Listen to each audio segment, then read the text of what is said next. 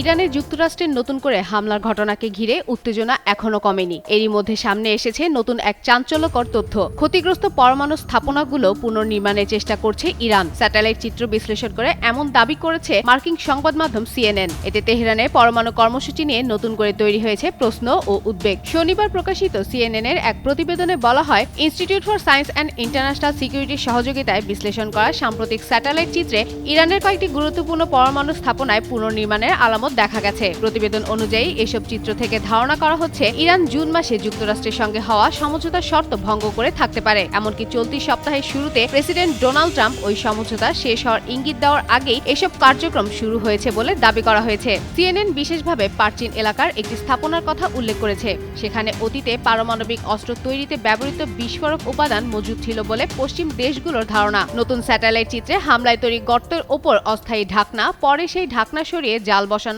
এবং কাছাকাছি কংক্রিট মেশানো ট্রাক দেখা গেছে। গর্তগুলো স্থায়ীভাবে বন্ধ করার কাজে ইঙ্গিত দিচ্ছে এসব ট্রাক বলে মনে করছে বিশেষজ্ঞরা। এছাড়া পিকেক্স মাউন্টেনের একটি সন্দেহভাজন পরমাণু স্থাপনার টানেলের ভেতরেও ট্রাক চলাচলের প্রমাণ মিলেছে। এসব কর্মকাণ্ড ইরানে পরমাণু কর্মসূচি স্থিতাবস্থায় রাখার প্রতিশ্রুতির সঙ্গে সাংঘাতিক হতে পারে বলে দাবি করছে বিশেষজ্ঞরা।